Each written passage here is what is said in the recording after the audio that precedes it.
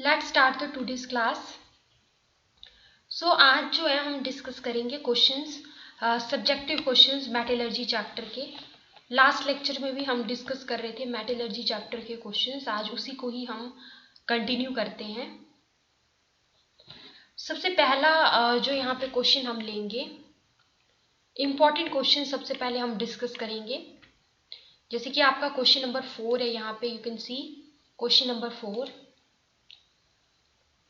Question number 4 में देखिए क्या बोला गया है, write about a technique use to refine निकल।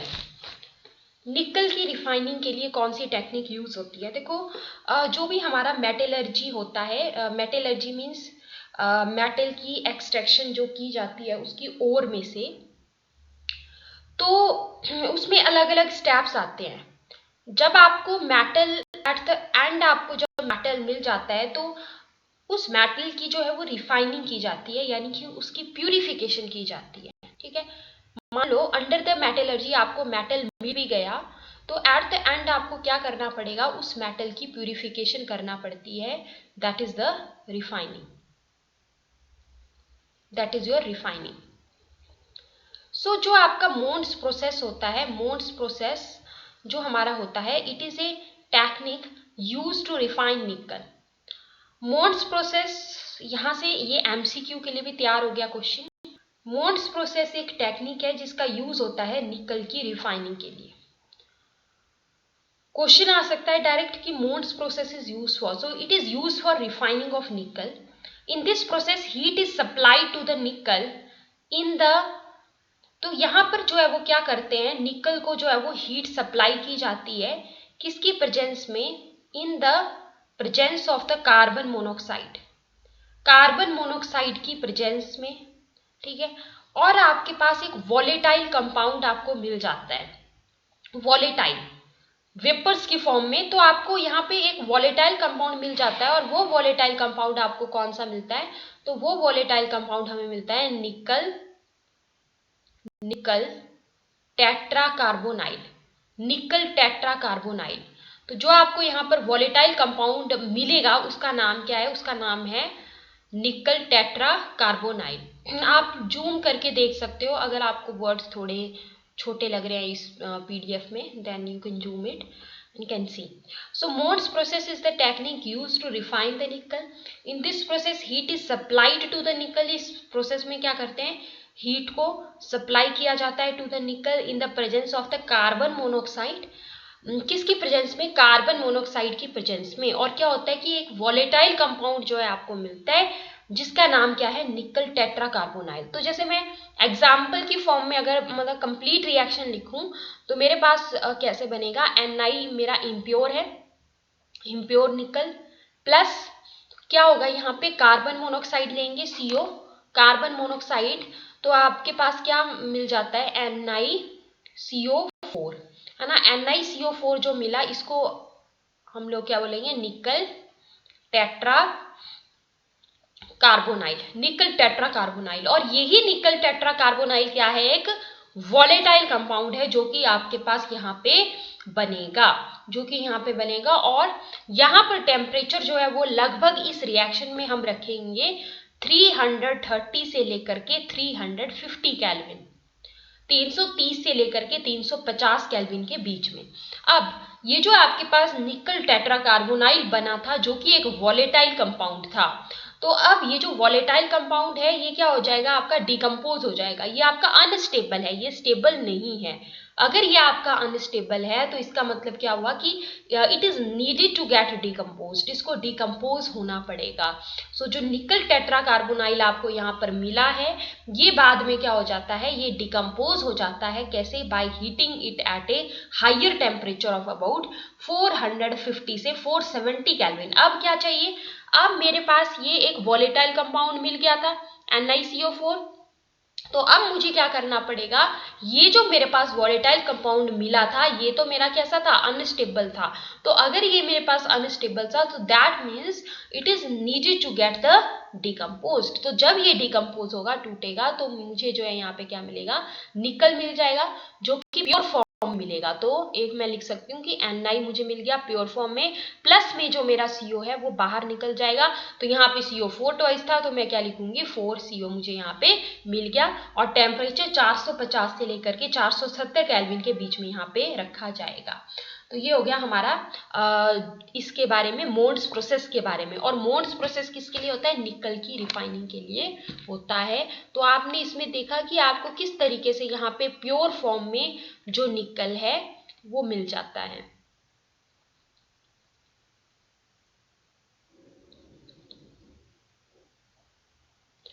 Okay, I hope this is clear. So next question आपका, जैसे एल्यूमिनियम का जो एक्सट्रैक्शन होता है उसके ऊपर बेस्ड है। क्वेश्चन है, how can you separate alumina from the silica in bauxite ore. आपको पता है कि एल्यूमिनियम का जो मेन ओर है वो क्या है? वो आपका बॉक्साइट ओर है। बॉक्साइट का कंपोजिशन क्या होता है? Al2O3.2H2O, है ना, Al2O3.2H2O। तो आपसे क्वेश्चन में पूछता है कि आप एल्यूमिना को सिलिका से कैसे सेपरेट कर सकते हैं इन बॉक्साइट और associated with silica, give equations. अब क्या है कि एल्यूमिना आपका क्या हो गया, ये Al2O3, ठीक है। तो आपको क्या करना है कि जो सिलिका की जो इम्प्योरिटीज हैं वो यहाँ से दूर करनी है।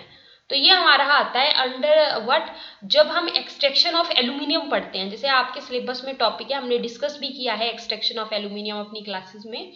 तो क्वेश्चन में ये पूछता है कि आप एल्यूमिना को कैसे सेपरेट कर सकते हो सिलिका से, ठीक है, किसमें? In bauxite ore. जैसे ये पूरे का पूरा मेरा क्या हो गया? Bauxite ore, Al2O3.2H2O। तो यहाँ पे मुझे क्या करना है? एल्यूमिना को सेपरेट करना है, कहाँ से? सिलिका में से, ठीक है। बॉक्साइट ओर जो है मेरी सिलिका के साथ एसोसिएटेड है। तो अब मुझे यहाँ पे इसको अलग करना है और इक्वेशंस देने के लिए हमें पूछा गया है। तो क्या होता है, फर्स्ट पॉइंट हमारा देखिए क्या आ जाएगा, alumina separated from silica in bauxite ore is as follows. कैसे करेंगे? फर्स्टली एक कंसंट्रेटेड NaOH सोल्यूशन। सबसे पहले आप क्या लेंगे? एक NaOH सोल्यूशन लेंगे। लेकिन उस NaOH सोल्यूशन के अंदर आप ज़्यादा अमाउंट में पानी नहीं डालोगे, यानी कि उसको डाइल्यूट नहीं करोगे, उसको आप लोगे कंसंट्रेटेड फॉर्म में, ठीक है। तो सबसे पहला काम आपका क्या हो गया? आपने जो है कंसंट्रेटेड NaOH सोल्यूशन ले लिया, used to digest the powdered ore at a temperature of, ये ऐसा हम क्यों करेंगे? ऐसा हम इसीलिए करेंगे ताकि जो आपका पाउडर्ड ओर है, क्योंकि सबसे पहले जब भी हम जैसे मेटलर्जी में स्टेप्स पढ़ते हैं तो सबसे पहले जो आपका ओर है उसको आप जो है वो पाउडर्ड फॉर्म में कन्वर्ट करते हो। तो जो आपका पाउडर्ड ओर है उसको डाइजेस्ट करने के लिए सबसे पहले काम जो है हमारा क्या होगा कि हम लेंगे concentrated NaOH solution at a temperature of about, temperature जो है वो लगभग रखेंगे 473 से 523 केल्विन के बीच में मान लो, ठीक है। और प्रेशर जो है हम रख रहे हैं 35 से 36 बार। तो क्या होता है, देखो जब भी हम जो है वो कोई पर्टिकुलर सॉल्वेंट लेते हैं, ठीक है, जब भी हमारी जो ओर होती है उसको हम ट्रीट करवाते हैं किसी सॉल्वेंट के साथ, किसी सुटेबल सॉल्वेंट के साथ, तो उसको हम बोलते हैं लीचिंग, ठीक है। तो क्वेश्चन देखो यहां से भी तैयार हो गया कि लीचिंग क्या है। लीचिंग आपका क्या है कि जब आप जो है जब आप क्या करते हो, जो ओर है उसको किसी सुटेबल सॉल्वेंट के साथ ट्रीट करवाते हो तो वो अपने पास क्या होता है? लीचिंग का प्रोसेस होता है। तो that means this will cause the leaching of alumina and silica as sodium aluminate and sodium silicate respectively, leaving the impurities behind.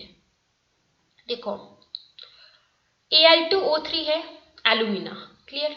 NaOH है, लेकिन कैसी फॉर्म में है? एक्वस फॉर्म में है।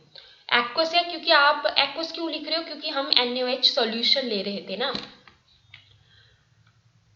ठीक है, NaOH सॉल्यूशन ले रहे हो, ठीक है, सॉल्यूशन ले रहे हो तो यहाँ पर सॉल्वेंट तो होगा, सॉल्वेंट के तौर पे यहाँ पर वाटर है, ठीक है, लेकिन इसको ज्यादा डाइल्यूट नहीं करना है, थोड़ा कंसंट्रेटेड रखना है, ठीक है, लेकिन है तो सॉल्यूशन है NaOH सॉल्यूशन, तो इसीलिए वाटर भी लिया।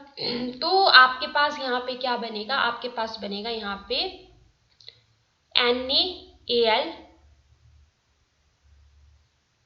देखो Na है, Al है, NaAlOH4, ये आपके पास यहाँ पे बन जाता है और इसको हम बोलते हैं, तो मतलब हमारे पास जो है यहाँ पे एक तो बन जाता है सोडियम एल्यूमिनेट, ठीक है, सोडियम एल्यूमिनेट, और एक आपके पास बन जाता है सोडियम सिलिकेट।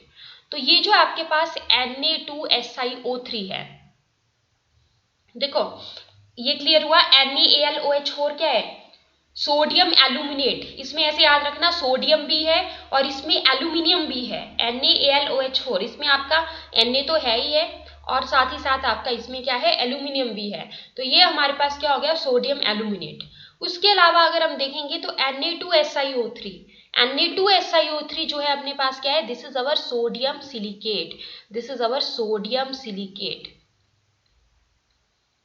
अब क्या करना है, नेक्स्ट स्टेप में आप क्या बोलोगे, देखो जो मेरा Al2O3 था, एलुमिना था, उसको मैंने ट्रीट करवाया सॉल्वेंट NaOH के साथ। NaOH यहाँ पर जो है एक्वस फॉर्म में हम लेंगे, और जो सिलिका है, सिलिका को भी जो है वो हम, सिलिका क्या है, SiO2, उसको जब आप करवाओगे इस NaOH के साथ ट्रीट, तो एट दैट केस आपको जो है वो क्या मिलेगा, सोडियम सिलिकेट मिलेगा, राइट।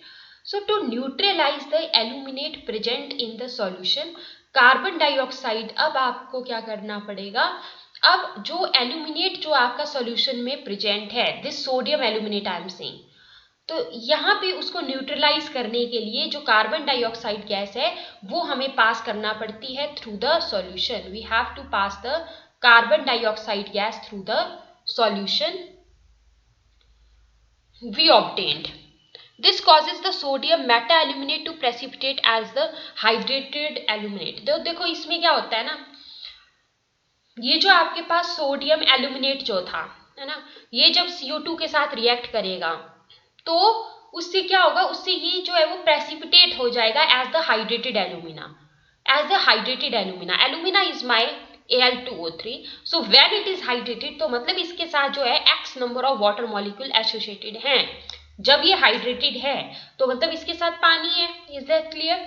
तो X number of water molecule मान लो इसके साथ एसोसिएटेड है, तो ये बन गया Na2, ये बन गया हमारे पास Al2O3.2H2O, और NaHCO3 बाहर निकल जाएगा। आप देख सकते हो कि यहाँ पर Na तो है ही और H भी है और CO2 है, लेकिन एक ऑक्सीजन यहाँ पे भी है, तो NaHCO3 जो है वो बाहर निकल गया।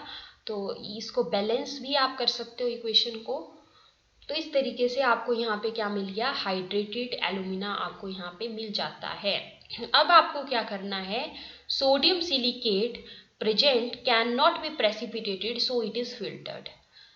जो आपके पास यहाँ पर सोडियम सिलिकेट था, सोडियम सिलिकेट क्या था, Na2, ये वाला जो आपने ऊपर देखा ना, Na2SiO3, Na2SiO3, ये हमारे पास क्या था, ये था अपना सोडियम सिलिकेट।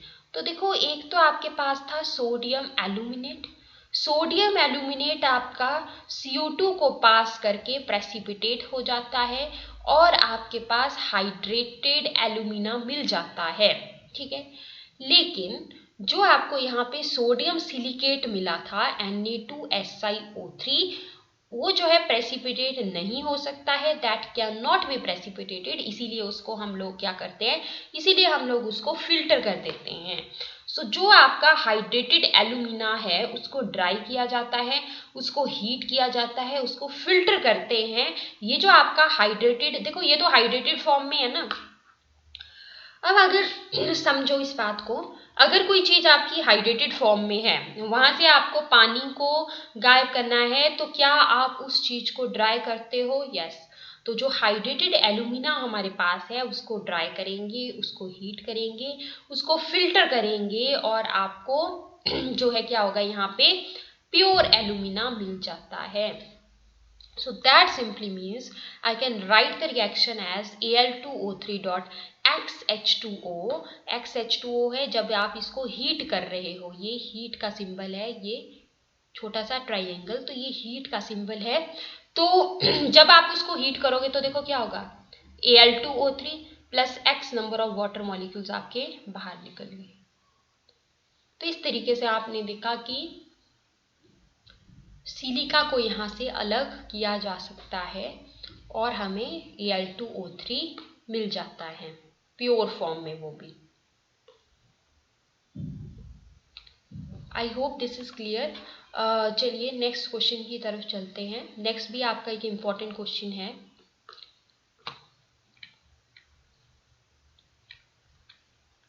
क्वेश्चन है, giving examples differentiate between roasting and calcination.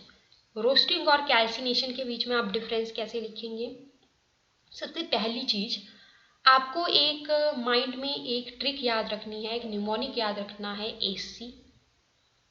A stands for absence, C stands for calcination। तो ये चीज आपको क्लियर हो गई अब यहाँ से कि जो कैल्सिनेशन का जो प्रोसेस होता है आपका, वो होता है एब्सेंस ऑफ एयर में, या फिर यू कैन से ये होता है आपका in a very limited supply of air में। या तो आप बोलोगे एब्सेंस ऑफ एयर में हो रहा है, या तो आप बोलोगे in a very limited supply of air हो रहा है। सो कैल्सिनेशन क्या होता है? It is the process of conversion of the carbonate and hydroxide ores. सबसे पहले तो ये माइंड में रखना है, एक और निमोनिक लिखिए, दैट इज रस, RS, रस। R for roasting, S for sulphide. R for roasting and S for sulphide. तो जो हमारा रोस्टिंग का जो प्रोसेस होता है, ये होता है यूज सल्फाइड ओर्स के केस में। कैल्सिनेशन का जो प्रोसेस होता है, ये यूज होता है कार्बोनेट, C फॉर कार्बोनेट याद हो गया, और साथ में याद रख लेंगे हाइड्रोक्साइड ओर्स के केस में यूज होता है। रोस्टिंग वाला तो रस से याद हो गया, R for roasting, S for sulphide ore. AC भी याद हो गया, AC ऑन किया, A for absence of air, C for calcination. So calcination क्या है? Process of conversion of the carbonate and hydroxide ores to the oxides. देखो, चाहे मेरा रोस्टिंग है, चाहे मेरा कैल्सिनेशन है, दोनों में जो सिमिलरिटी है, दोनों में सिमिलरिटी क्या है कि दोनों के दोनों का यूज होता है ऑक्साइड्स में बदलने के लिए। ठीक है, जो भी ओर्स हैं उनको ऑक्साइड में बदलने के लिए ही दोनों का यूज होगा। फर्क बस इतना सा है कि कैल्सिनेशन का यूज कार्बोनेट और हाइड्रोक्साइड ओर्स के केस में होता है, उनको ऑक्साइड में बदलने के लिए, by heating them at a temperature below their melting point. अच्छा, अब ये वाली चीज भी दोनों में सिमिलर आएगी। जो यहाँ पे टेम्परेचर होगा ना, वो आप रखोगे below their melting point, in the absence of air और in a very limited supply of air. जबकि रोस्टिंग में क्या करते हैं? Conversion, it is the process of conversion of the sulphide ores into the metallic oxides by heating at a temperature below their melting points in the presence of excess of air. यहाँ पे आप क्या रखोगे? Excess of air रखोगे roasting के case में। Clear? Calcination में क्या होता है? वाटर एंड, देखो कई बार ना MCQ में क्वेश्चन बनते हैं, लाइक MCQ में दे दिया which of the following statement is incorrect. ठीक है, तो मान लो वहां पे एक स्टेटमेंट दे दी कि in the process of calcination ore is heated at a temperature above their melting point.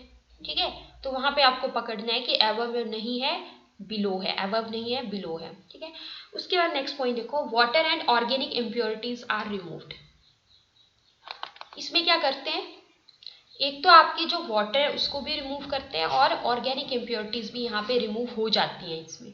जबकि जो आपकी रोस्टिंग है, रोस्टिंग में क्या होता है कि जो आपकी वॉलेटाइल इम्प्योरिटीज हैं, वॉलेटाइल जो इम्प्योरिटीज हैं वो आपकी रिमूव होती हैं ऑक्साइड्स की फॉर्म में, एज ऑक्साइड्स। एग्जाम्पल की फॉर्म में अगर हम देखें, एग्जाम्पल के तौर पे आप देखो, कैल्सिनेशन आपका इन द एब्सेंस ऑफ एयर होता है। तो यहाँ पे जैसे मान लो मैं रिएक्शन लेती हूँ, ये वाला ZnCO3। ZnCO3 किसकी ओर है? हम ऑलरेडी ओर्स का टेबल डिस्कस कर चुके हैं, मैंने आपको निमोनिक्स भी दिए थे। ZnCO3 क्या होता है? हमारा कैलेमाइन। और ये किसकी ओर है? जिंक की ओर है। ZnCO3 is my calamine and it is a ore of zinc. Right, तो यहाँ पे देखो हीट करेंगे ना, तो ZnCO3 को आपने हीट करा, ऑक्सीजन तो यहाँ पर नहीं लेंगे, इन द एब्सेंस ऑफ एयर है, तो खुद सोचो क्या बनेगा, ZnO प्लस जो CO2 है वो आपका बाहर निकल गया अलग से, CO2 हमारा बाहर निकल गया। वैसे ही अगर आप रोस्टिंग में देखते हो तो रोस्टिंग में भी आप देख सकते हो इजीली, आप जो है कैसी ओर लोगे, यहाँ पे you are taking sulphide ore, तो ZnS है मेरा। ZnS क्या होता है, zinc blende, ZnS is our zinc blende, ये ओर्स वाला क्वेश्चन इंपॉर्टेंट है। ZnS हमारा क्या होता है, जिंक ब्लैंड, जो कि आपका जिंक की ओर होती है, राइट। और देखते ही पता लग रहा है कैसी ओर है, सल्फाइड ओर है। अगर सल्फाइड ओर है ये अपने पास, तो इन द प्रेजेंस ऑफ एयर लेंगे, तो इसीलिए यहाँ पे मैंने क्या लिखा, O2 प्लस O2, तो क्या बनेगा मेरे पास, देखो ZnO प्लस SO2 गैस बाहर निकल गई, ठीक है। वैसे ही मान लो मैं PbS ले रही हूँ, PbS किसकी ओर है, लेड की ओर है PbS। अच्छा, PbS जो ओर है उसको हम क्या बोलते हैं, इसको बोलते हैं गैलीना, गैलीना बोलते हैं, और ये अपने पास क्या है, लेड की ओर है। ओके, तो PbS है प्लस O2 है, PbS लेड की ओर है जो कि गैलीना है, प्लस O2 है, तो क्या बनेगा, PbO प्लस SO2 गैस बाहर निकल गई। तो this is the difference between the calcination and your roasting.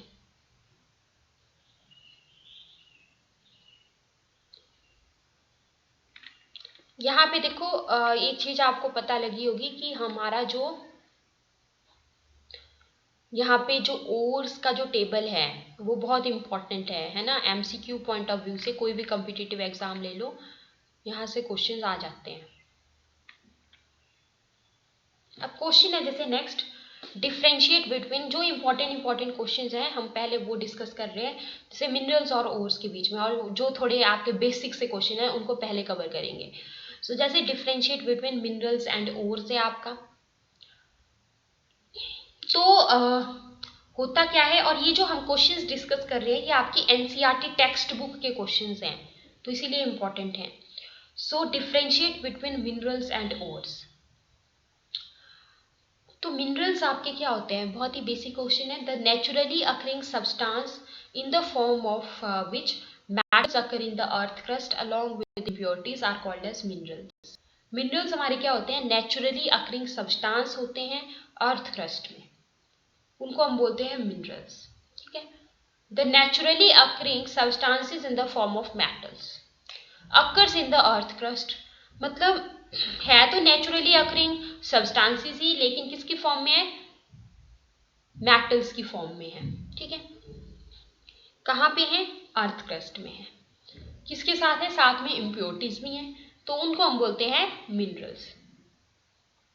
अब ओर्स आपके पास क्या होते हैं, ओर्स आपके वो रॉक्स या वो मिनरल्स होते हैं जहां से आप मेटल को एक्सट्रैक्ट कर सकते हो कन्वीनियंटली, ठीक है, मतलब बहुत कन्वीनियंट तरीके से, बहुत आसानी से आप जो है यहाँ पे क्या कर सकते हो, जो मेटल्स है उनको आप एक्सट्रैक्ट कर सकते हो। ऐसे ओर या ऐसे जो मिनरल्स होते हैं उनको हम ओर्स बोल देते हैं। So what are ores? Ores are the rocks and minerals from which, or you can say they are the minerals from which metal can be extracted conveniently and economically, right? तो इसीलिए आप बोलोगे कि and is economically viable, economical भी है और हमारे लिए कन्वीनियंट भी है, ठीक है। तो ऐसे और जहां से या ऐसे मिनरल्स या ऐसे रॉक्स जहां से मेटल को आप कन्वीनियंटली, दो वर्ड्स यहाँ पे लिखेंगे, कन्वीनियंटली और इकोनॉमिकली ऑब्टेन कर सकते हैं, उनको हम ओर्स बोल देते हैं।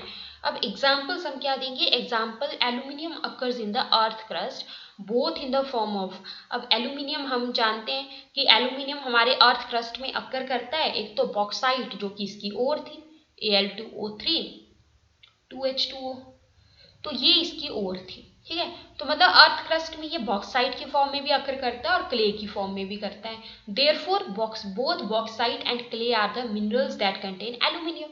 तो इसका मतलब क्या हुआ, अब ये अगर मैं बोल रही हूँ ना कि मेरे क्ले और मेरा जो मेरा बॉक्साइट है, जो क्ले है और जो बॉक्साइट है, अगर ये अर्थ क्रस्ट में अकर कर रहे हैं, सो दैट मीन्स ये चीज तो मेरे पास क्लियर है कि ये दोनों क्या हुए, मिनरल्स हुए।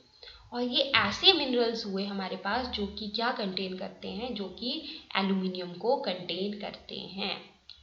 But out of these two minerals, aluminium can be only conveniently and economically. अब आपने कभी आज तक ऐसा कभी पढ़ा है कि मैं बोलती हूँ कि क्ले मेरा ओर है एल्यूमिनियम का? नो। हम किसको पढ़ते हैं, समझने की कोशिश करो। हम पढ़ते हैं कि एल्यूमिनियम जो है ओर है, एल्यूमिनियम का ओर बॉक्साइट है, एल्यूमिनियम का ओर बॉक्साइट है। कभी आपने ये नहीं सुना कि एल्यूमिनियम का ओर क्ले है। ओके, इवन दो जो क्ले है वो भी एक ऐसा मिनरल है जो कि एल्यूमिनियम को कंटेन करता है। तो यही तो डिफरेंस आता है मिनरल और ओर के बीच में। लेकिन क्ले हमारे पास उसका ओर नहीं है, उसका ओर क्या है, बॉक्साइट है, राइट। आप इसके पीछे का रीजन क्या बोलेंगे कि but out of these two minerals aluminium can be conveniently, क्योंकि बॉक्साइट में से निकालना, उसको एक्सट्रैक्ट करना कन्वीनियंट भी है और इकोनॉमिकल भी है, तो इसीलिए देयरफॉर बॉक्साइट ही इसका ओर है, therefore bauxite is the ore. अब ये वाला क्वेश्चन देखो, बहुत इंपॉर्टेंट है, क्वेश्चन नंबर 10 जो है आपका, ये भी एल्यूमिनियम का जो एक्सट्रैक्शन का जो टॉपिक है आपके सिलेबस में, उसमें से क्वेश्चन है। क्वेश्चन है what is the role of cryolite in the metallurgy of aluminium. Important question. अब सबसे पहले क्रायोलाइट का फॉर्मूला भी पता होना चाहिए, क्या होता है ये, Na3Al(F6). This is cryolite. याद रखना इजी है, 3 एल्यूमिनियम, 3 और 3 कितना होता है, 6, तो कितने फ्लोरीन है, 6 फ्लोरीन है। सो Na3Al(F6) ये होता है आपके क्रायोलाइट का फॉर्मूला। तो क्वेश्चन में बोलता है कि क्या रोल होता है क्रायोलाइट का in the metallurgy of aluminium. So the role of cryolite in metallurgy of aluminium is, सबसे पहला रोल आता है कि ये जो क्रायोलाइट होता है ये आपका लोअर करता है melting point of the mixture. एक तो देखो सबसे इम्पॉर्टेंट, ये एमसीक्यू में भी आ जाता है कि क्रायोलाइट का क्या काम है, ये लोअर करता है melting point of the mixture को, है ना।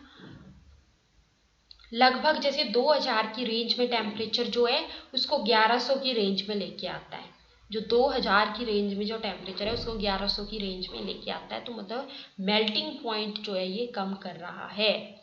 इसके साथ साथ जो एल्यूमिना है Al2O3, उसको ये गुड कंडक्टर ऑफ इलेक्ट्रिसिटी भी बनाता है।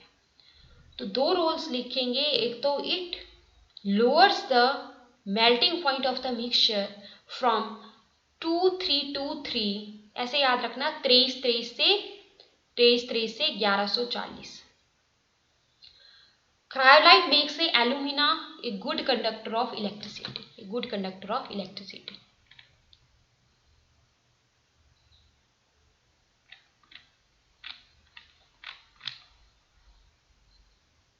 फ्रोथ फ्लोटेशन प्रोसेस हमने लास्ट टाइम डिस्कस किया था।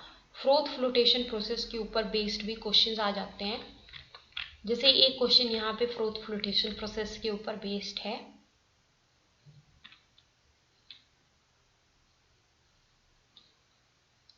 जैसे क्वेश्चन है देखो, what is the role of depressant in the froth flotation process. जो हमारा फ्रोथ फ्लोटेशन प्रोसेस होता है उसमें डिप्रेसेंट का क्या रोल होता है। जैसे लास्ट लेक्चर में हमने पढ़ा था कि डिप्रेसेंट हम ऐड करते हैं, वो सारी चीजें। तो फ्रोथ फ्लोटेशन प्रोसेस में बोलता है कि डिप्रेसेंट का क्या रोल है। So in the froth flotation process the role of depressant is to prevent certain type of substances from coming from forming the froth with air bubbles. देखो मतलब कोई चीज आपकी डिप्रेस हो रही है, किसी चीज को रोका जा रहा है, किसी चीज को प्रिवेंट किया जा रहा है। तो जो डिप्रेसेंट का जो यहाँ पर रोल आता है वो आता है टू प्रिवेंट करने का काम आता है। कुछ जो सर्टेन टाइप ऑफ सब्सटेंसेस हैं, मतलब कुछ सब्सटेंसेस को रोकना है ना फ्रोथ बनाने से, जैसे लास्ट लेक्चर में हमने पढ़ा था। तो ये आंसर इसमें आएगा। Example, NaCN is used as a depressant. जैसे जो हमारा NaCN है, जो सोडियम साइनाइड है, उसका यूज होता है as a depressant to separate 2 sulphide ores. ये इंपॉर्टेंट है। ये नोट कर लीजिए इसमें example, NaCN is used as a depressant, और ये करता क्या है ये आपको बता दिया, it prevents certain type of substances from forming the froth with the air bubbles. Example, NaCN is used as a depressant to separate the two sulfide ores. जैसे हमारे पास यहाँ पे कौन सी दो सल्फाइड ओर्स, ये क्वेश्चन भी आ जाता है, कौन सी दो सल्फाइड ओर्स के केस में यूज होता है इसका, PbS लेड सल्फाइड और ZnS zinc sulphide. PbS that is lead sulphide और जिंक सल्फाइड, ये दोनों की दोनों हमारी क्या है, सल्फाइड ओर्स हैं, ठीक है। तो NaCN क्या करता है, NaCN forms a complex Na2ZnCN4 with zinc on the surface of the zinc sulfide, thus preventing from forming the froth। क्योंकि NaCN क्या करता है, देखो जब मेरा NaCN ना ZnS के साथ रिएक्ट करता है तो एक कम्प्लेक्स बना देता है, क्या कम्प्लेक्स बनाता है, Na2ZnCN4, ये कम्प्लेक्स बन गया मेरा। तो जब ये कम्प्लेक्स बन गया तो क्या होगा, फ्रोथ नहीं बनेगा, राइट, फ्रोथ नहीं बनेगा। So thus it is going to prevent it from forming the froth,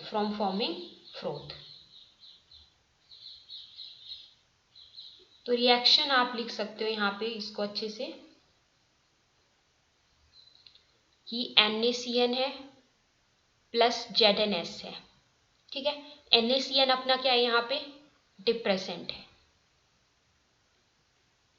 तो क्या बन रहा है, Na2ZnCN4, ये बन गया एक कम्प्लेक्स प्लस Na2S बाहर निकल गया। अब इक्वेशन को बैलेंस कर सकते हैं तो यहाँ पे 4 से मल्टीप्लाई करना पड़ेगा। सो यहाँ से देखो MCQ के लिए भी ये क्वेश्चन आपका तैयार हो गया from competitive point of view, क्योंकि हमने आज के लेक्चर में जो भी क्वेश्चन डिस्कस किए वो आपके जो NCERT के जो एक्सरसाइज क्वेश्चंस होते हैं, ठीक है, वो हमने डिस्कस किए हैं सारे। कोई भी आप एग्जाम की प्रेपरेशन कर रहे हो उसमें सबसे पहले तो NCERT की जो बुक्स रहती हैं 12th तक की है ना, वो आपकी इम्पोर्टेंट रहती हैं, ठीक है। तो आज के लिए हम इतना ही करते हैं, एक बार चैट में बताएंगे आज जो हमने पढ़ा एवरीथिंग इज क्लियर और not, then we will plan next lecture later on, और उसमें नेक्स्ट क्वेश्चंस और भी क्वेश्चंस डिस्कस करेंगे। तब तक आप लोग रिवीजन जो है वो करते रहिए, रिवीजन का एक प्रॉपर आप शेड्यूल बना लीजिए डेली चैप्टर वाइज, ठीक है, और साथ में खुद से भी थोड़ा क्वेश्चन प्रैक्टिस करते रहिए।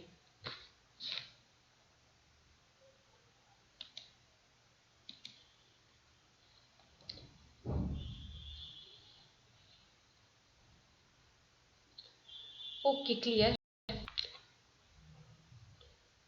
Okay, then bye. That's all for today. Thank you so much.